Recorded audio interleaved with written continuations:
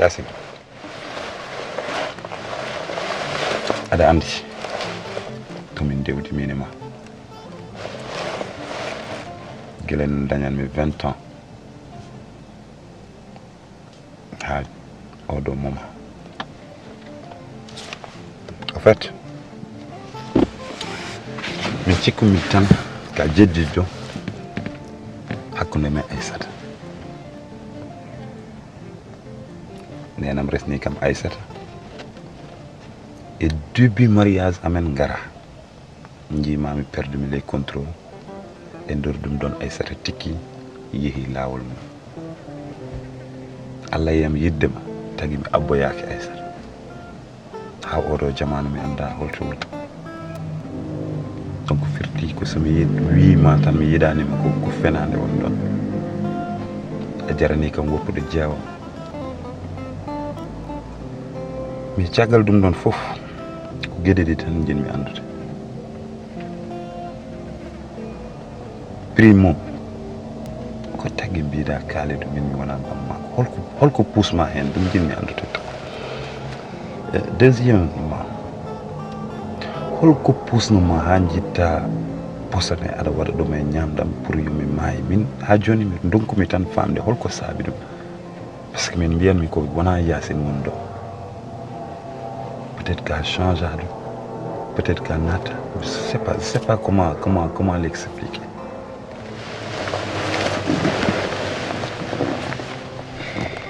yero ko ponoɗen haalde fof a haali Aissata jeewoma a yi kam a yiɗi kam kada a holli kam kada ɗe yiɗima ko wiyete ko yidde yaar ko haaju mum ko namdiɗa kam ɗo ko a namdima kam ko ganduɗa mi anda holko jogormi jabadema saabu hande Kalidou sa yi mi darima mi wiya jibinani Kalidou somi miijinoma haala kane reɓa ha yettuma walla mi yaltinta ngol konngol ko kiram mbirumi a jibinani Kalidou e mettinde e kiram da lowima yam ha mi anda ko jani kono so wona ɗum min guilanani me juuɗe ma duuɓi 25 aɗa laaɓa min hay gorko goɗɗo mi anda so wona an yaw ko heddi ko noon neɗɗo yartan koye kattanɗe Allah ko kalɗa ko mi waɗi ko mi wawa darade mi yedda ɗum nde wonno neɗɗo aɗa daña sehil o fewjanma ko moƴƴi aɗa daña sehil kadi o fewjanma ko boni ɗum ɗo fof ko peeje bonɗe namnimi hen sehilagal so wonano ɗum an e hoorema aɗa andi min mi jogaki ɓernde bonde min mi jogaki ɓernde bonde mo wawa war huccidde hay ñuuñu wara ɗum wawa posnude neɗɗo no wara ɗum eyyi min noon mbeɗa laaɓa aɗa yiɗimi ko ɗum waɗi hakkude men fewde ɗo ɗo kaldeten ɗo jaami jooɗimi miccimi caggal gandumi wawa wurde gaga maɗa saabu hakkude men wona caahan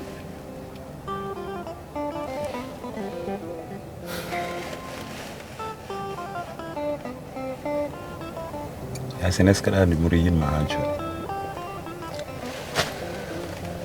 mi meeɗa jogade hen sikke mi meeɗa jogade hen ɓerɗe ɗiɗi est ce que ɗa andi mi meeɗa lelade jamma taw miijakima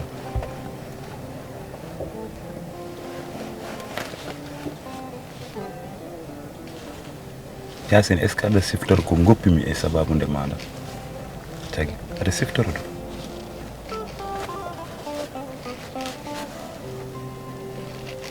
ɓuri yinma ha joni ɓuri yinma ha janggo ɓuri yinma ha bawo janggo kono noon yidde jiɗɗa kam de so tawi ko gonga e ma jinmi ko kalta ɗo ko jejjita ɗum ha laaɓa Sharif weeɓani kono jinmi ko kaɓa e ɓernde ma neɗɗo ala ko wawa wonde e aduna hay Allah so toñama so ñagama ne yaafo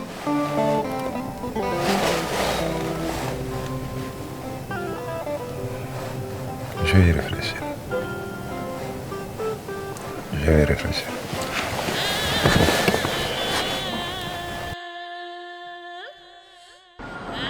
vraiment sir boy aleli arde ko kata non joni no men ma ha jena wat feere kala ko mi waddem ko musima walla yaafuda kam jena mi miiɗani hay goto sino an tan miidi te gurdam fewta ko an fewata gurdam jena chéri mi haalan ma gonga hande pour dire vrai hay min mbeɗa heppuno arde aɗa andi galle yumma ko weli weli ko fof galle gorko ma ɓuri welde sinno ko sagam o ɗo jontomi kono noon ko an toñi chéri qu'on se dise la vérité ala problème yaafo an dal woto wat réfléchir tan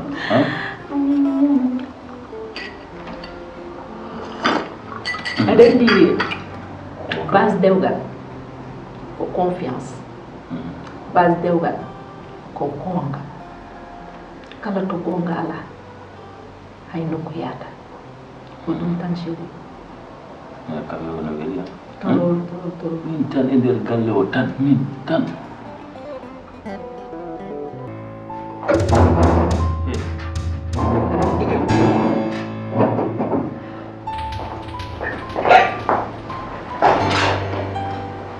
o kam ko woni ma ko jam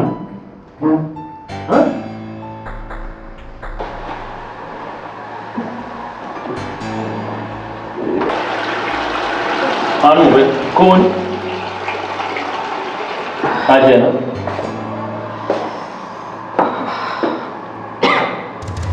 ko musata haydara je me sens pas bien mi yilete kadi ɓerdam nde no jefta trop mbeɗa andi ko kafele tan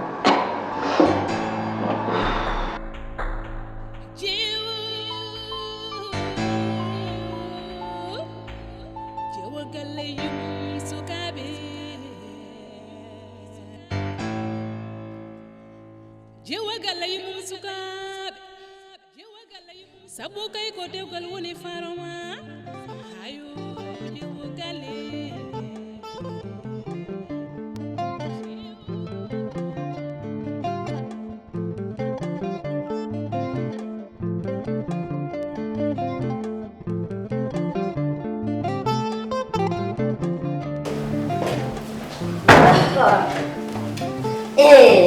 waaw ko nii de les amoureux ko nii de mbaa donc ça va waaw waaw oh fatigué bébé onon jig on kiiri de kii homo heure gimmi ɗon ɗo ah koko ande mais mi ɗo daga 18 heures kaw ma jippima ha ɗo ina on namno kaw eyi mbi ɗum on ciwa arde kaw nako jippoton namno min namni koko jeeyi bagage am nawmi de no ari bagage mum ma kam wajjade mais an bébé kanko soko rarani heure an dara heure an aɗa andi Amadou no way to no woni mo yewta tan hanti min donki tan nande yewtere mum euro yewtere mum gasata wayi noon o jamono sirani c'est pas sûr du tout donc accit wattat hakkille ma e heure o sabu heure o na yawi quoi wallahi aɗa andi yene ɓiyano way mi gortimo komi tampuɗo ka tampuɗo kose maɗe madi moussa billahi lay e an joni noon ça veut dire que ni hen kam o yiɗima ah ɗum kalta sees ɗum kay jarani haalde sees bebe hannde o kay goɗɗum haalte kono wona haal somo yiɗima walla o yiɗa joni kalan affaire mariage wadde ko joni kalɗa noon gonga gonga e 100% o joni memɗa ɗon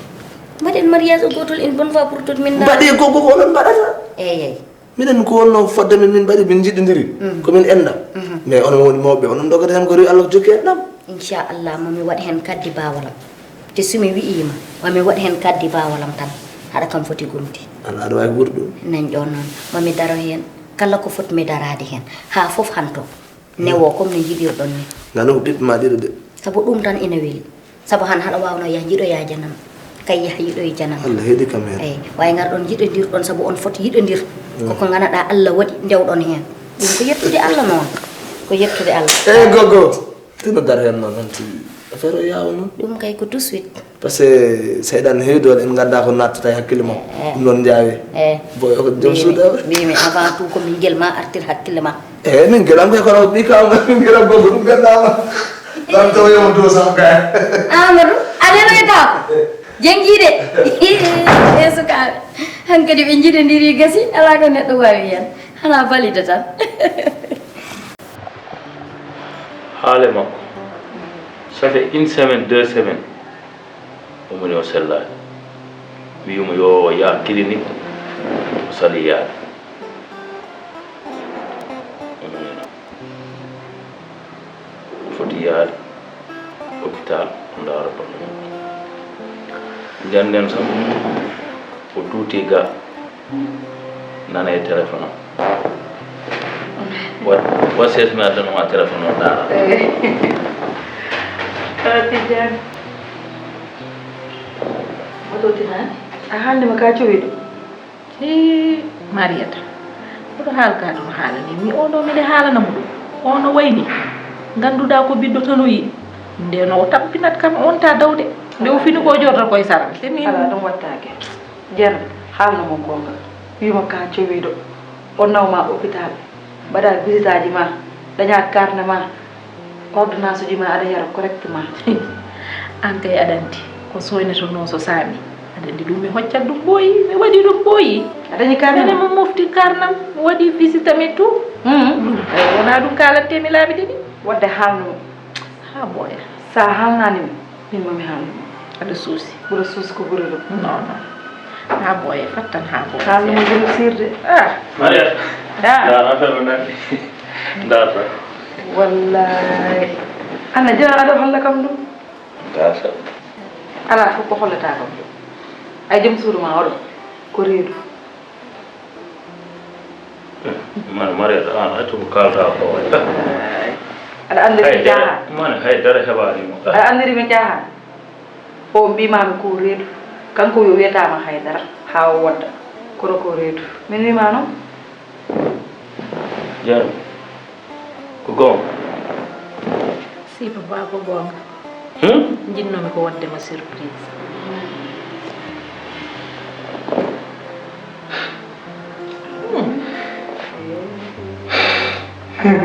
na ko ɗum mbiyannoma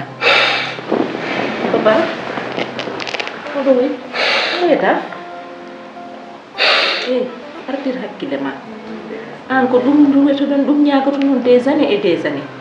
Allah waɗini ɗum hen kay mbiyen ko alhamdulillahi rabbil alamin arrête de pleurer s'il te plaît papa arrête de pleurer s'il te plaît non o boboji mali to aussi chéri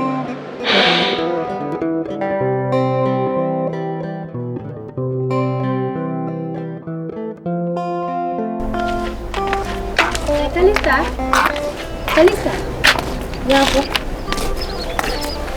ça va bien voilà ya ok min noon mi soynima aɗa yalteɓe e boutique e joni mi waɗa yomi nodde pour holɗum hana pour yafnadema kese yafnade kam pour holɗum pour Kalidou ani min e Kalidou ko 2 ans avant ummimi Maroc gartumi mi tawi on ɗiɗo oɗon mbaɗi ɗum ɗo relation mi artirno kam ko pour min makko min gonda mais mi ari mi tawi hen changement no feewi sa c'est à dire mi tawi hen changement fof changement holɗum qu'est ce que ko noddirɗa kam jiɗmi andude pour yafnadema yafnade kam pour holɗum ma e Kalidou jiɗɗa wiide yafnade kam ko jinnoɗa jibde hakkude amen ko ok de toute façon ɗum ɗon ça peut min de kayno mi bonani sa yi kam mi réagiri noon mi yi kam famani tan te wonko gandanɗa neneyam so mbiɗa yaltini ɗum mi tawata ɗum tan waɗi kam réagirde min nene réagir non kono ala hakke eyyi ko min ko gonga par ce que min mi yi changement ɗum feewi e Kalidou wona ni wanode Kalidou 10 guel o dañatno subaka ƴeew guila subaka ha nangue muta min kaɓanno tan te joni ay mi ari min joni min jewtidi par ce que mi yi kadi changement ɗo joni moom wawde rassuré rek hakkude mon min nanguito hen ha feewa ok de toute façon c'est gentil d'avoir fait le premier pas mais minne aussi mi bone seulement ko kiram woni yam te comme no mbimam ni mo wa maîtrise dum wasta non e nder haalam e badol dam wonma hen ko welanim walla mi haalma hen ko mettuma minne kay mbeden yuma ya yalla mi nafdam wala ko wasti famindirde tan addatde kewde ko gonga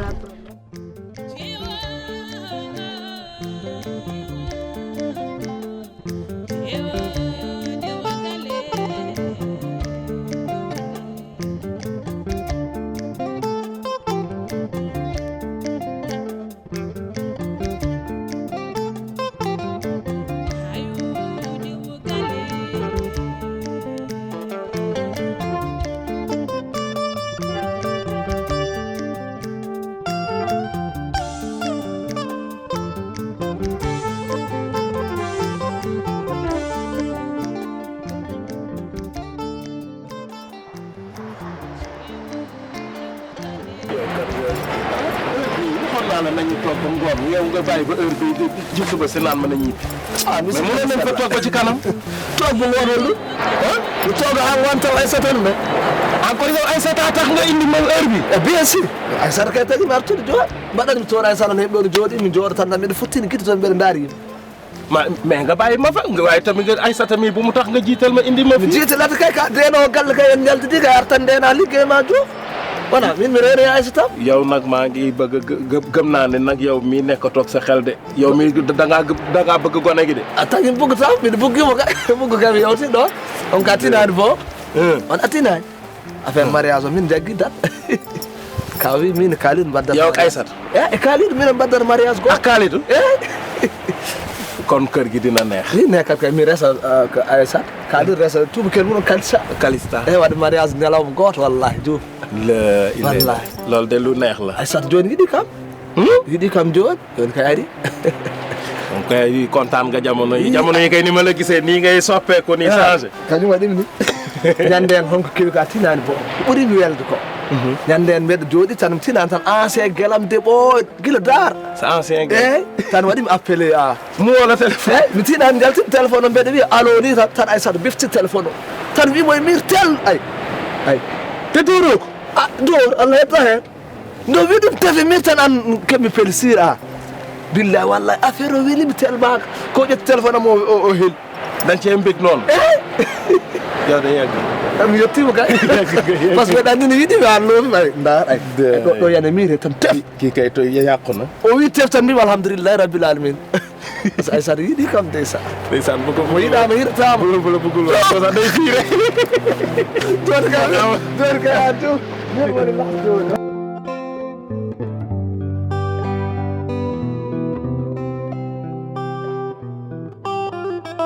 Yasin.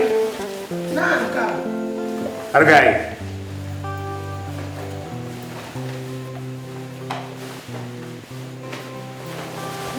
Ada? Sibala minyaji masih. Ala. Ko minyaji do masih wala. Ala yo. Ala. Jabani. Anati rukkude mi gelal e hoore ma. Hi wona ni mbinoɗa ñanden jotto tinno jotto no feewi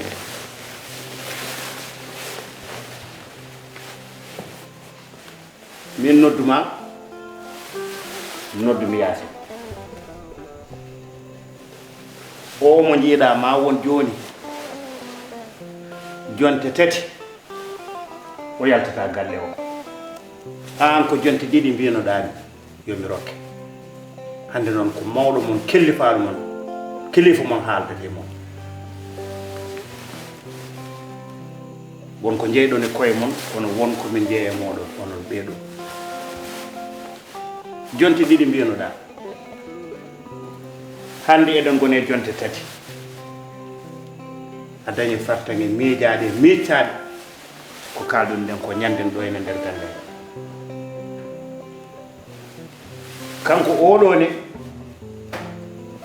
gilandi en ha joni subaka kikede jamma e ñalawma o yaltata galle o kala ko neɗɗo nimsuɗo ko wanno ko ena waɗa ande nimsiti woppi ɗacci wonta wat kanko oɗo waɗi ɗum ɗo ene galle alano ɗo noon won geɗal ngal dokkuɗa kam somi haalani yaandu ko gonga jinmi ko saabi Allah yettita joom suudu ma nawa galle mon so worti ɗum mi wiyata ni an malla kanko onon ɓeydi ɗo fof geɗal mo ganduɗa emin jogui ɗum e moɗon mata won tetti geɗal ngal tinno artir hakkille ma tinno ganda ka juurɗo ɓe juurɗo tinno etoɗa ƴettita joom suudu ma nawta to galle minen min tampi hoddiɓe ɓe tampi koreji e bandiraɓe fof tampi oɗo yaten mbeɗa yanana kanko so tawi o ruttima galle kala ɗo jomɗa feɗendu ma ko ɗon o rewata no jiɗirɗa ko noon wayata yasin ari ha yettima ɗo henni so wutteno fonde jullare yo taw jomum ala toon ko woni ko e ɓernde ma jinmi ko jaltina ɗum kolla ɗum yoro oɗo mbiɗa kam ala mo jiɗɗa e aduna ma so wona yoro kala ko mbaɗɗa ko ganduɗa ko fewani gila yettaki ko mbaɗɗa ñanden ko fof a nimsiti ti inchallahu rabbi a wonta wadde ko waylanda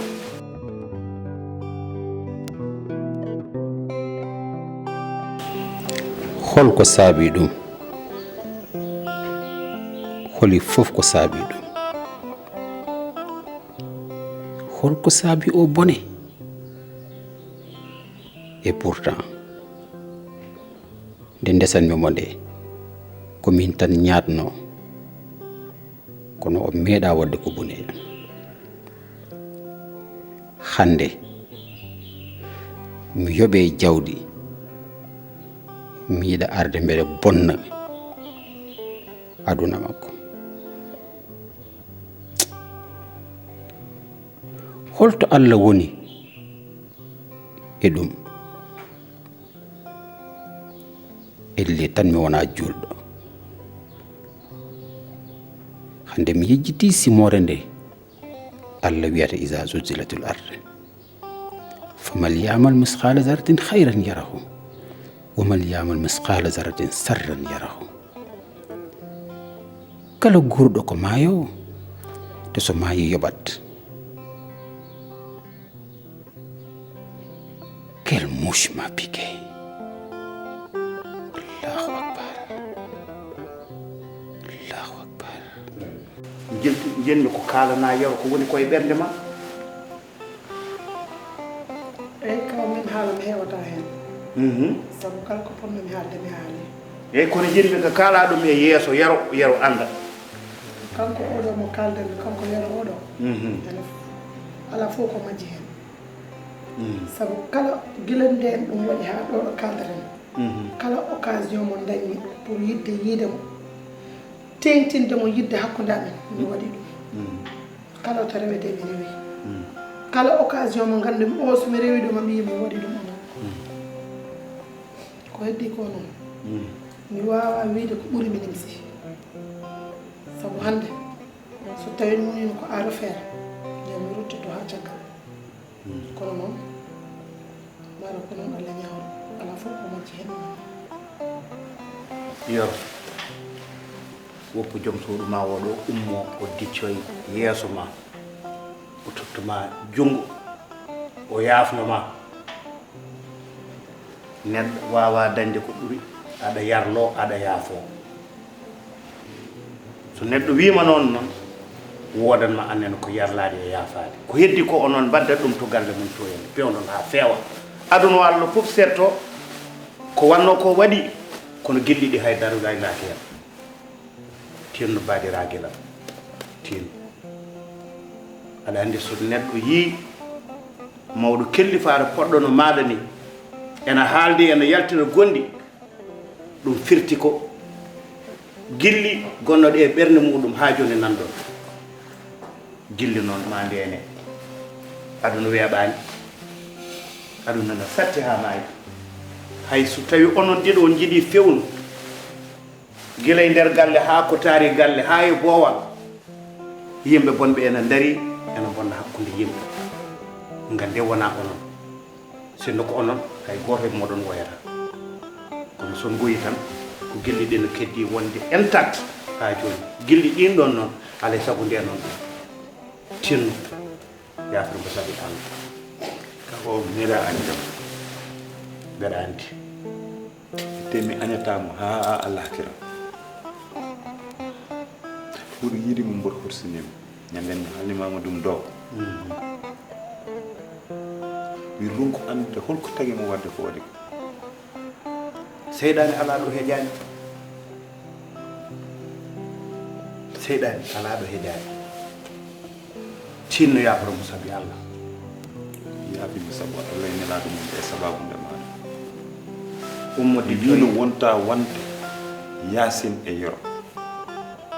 e sababu nde maɗa mi yaafima hande kala ko wonna e bernam mi itti ɗum sababu nde maɗa yo Allah herse yo kersirɗa kam ni dokkirɗam kam teddugal yo Allah rokkira noon teddugal Allah barkina gonagal maɗa yasin ummode conogol tongal